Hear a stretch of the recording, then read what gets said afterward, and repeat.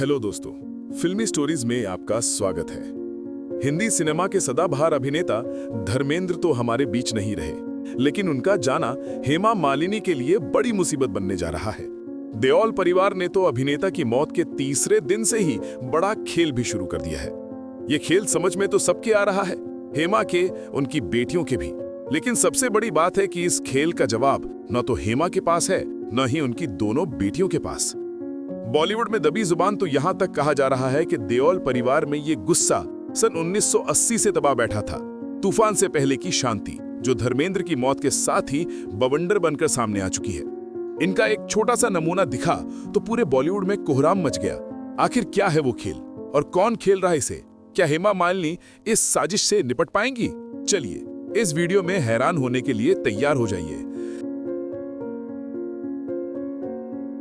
धर्मेंद्र बॉलीवुड का वो स्टार जिसके नाम अमिताभ से ज्यादा हिट फिल्मों का रिकॉर्ड है, जो 60 और 70 के दौर में सुपरस्टार हुआ करता था, जिसके फिल्म में होने का मतलब फिल्म सुपरहिट होने की गारंटी समझा जाता था, जो उस दौर के फिल्मी दर्शकों का चहेता हुआ करता, जिसकी बीमारी की खबर सुनकर लोग घबरा जाया करते। वो धर्मेंद्र दुनिया को अलविदा कह गए। हर कोई रो रहा था, चिल्ला रहा था, शोक जता रहा था, लेकिन इन्हीं सब के बीच देओल परिवार में कुछ और भी चल रहा था। जो भी चल रहा था उसका अंदाजा पूरी दुनिया को भी हो रहा था। वो था धर्मेंद्र की दूसरी पत्नी हेमा मालिनी से हो रहा भेदभाव। जी हां, अपने जान से प्यारे पति के साथ हेमा कुछ वक्त बिताना चाहती थी, क्योंकि उनको भी आभास हो गया था कि अब पति के पास ज्यादा समय नहीं बचा है। लेकिन हेमा मालिनी को धर्मेंद्र से दूर रखा जा रहा था। ये दर्द हेमा अपने दिल में समेटे हुए थी, लेकिन ये दर्द उस वक्त दुनिया के सामने आ गया जब यूएई का एक फिल्म मेकर हमद उनसे मिलने घर पहुंच गया। तब हेमा ने अपने दिल का दर्द बयां कर डाला। वो कांपती हुई आवाज में बोली, हमद, मैं धर्म जी की मौत से 2 महीने पहले उनके फार्म हाउस पर मिली थी। वहां उनकी हालत ठीक नहीं थी और वो बहुत दर्द में थे।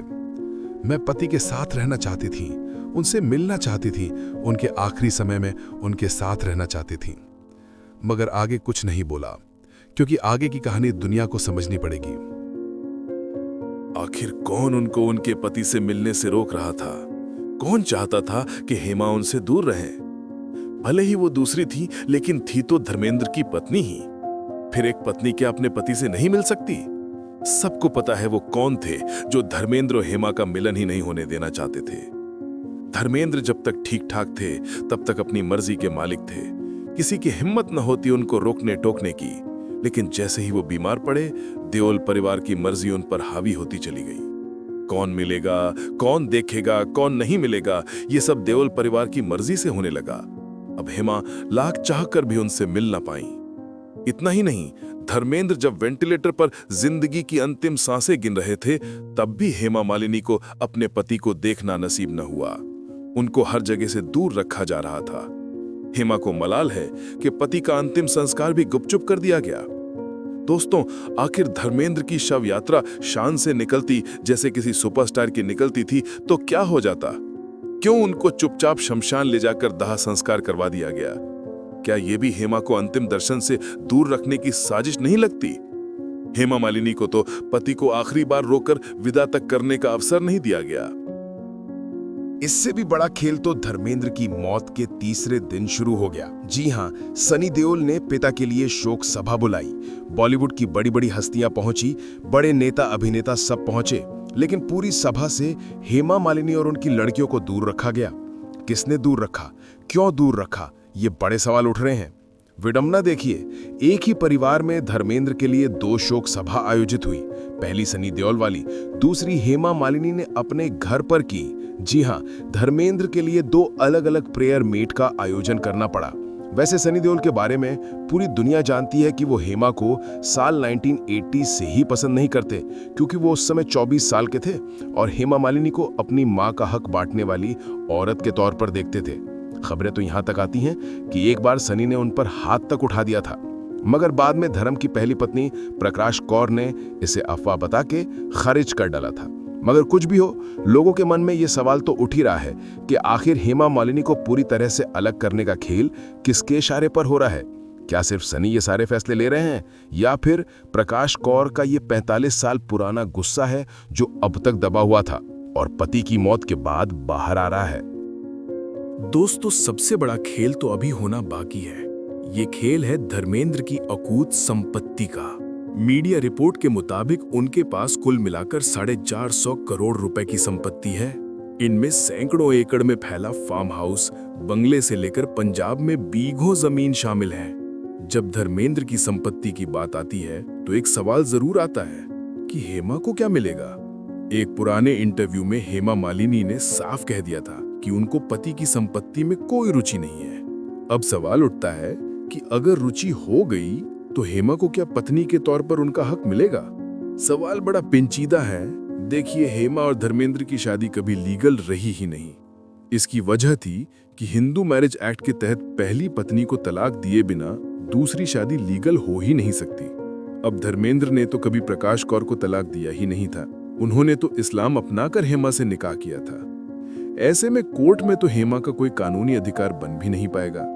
मगर उनकी दोनों बेटियां ईशा और अहाना देओल जरूर अपने पिता की संपत्ति पर दावा ठोक सकती हैं। अगर देओल परिवार राजी नहीं होता है तो फिर मामला कोर्ट में जाएगा। मगर ये कानूनी लड़ाई इतनी आसान भी नहीं होगी।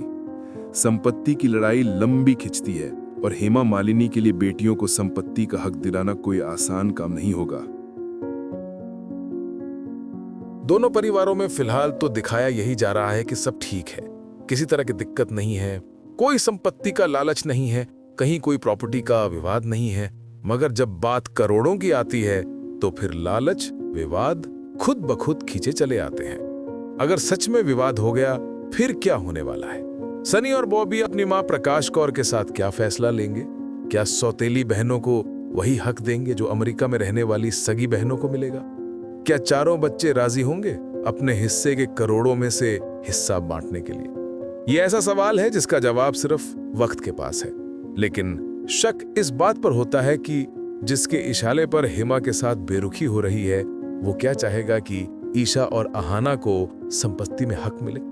धर्मेंद्र के रहते रहते अगर कोई वसीयत बन गई होती तो और बात थी, लेकिन अब बात बहुत आगे निकल चुकी है।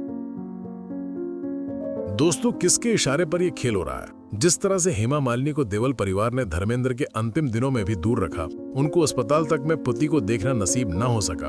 आनंद सानंद में देओल फैमिली धर्मेंद्र को लेकर घर ले आई ताकि उनकी मर्जी के बिना कोई उनसे मिल ना सके।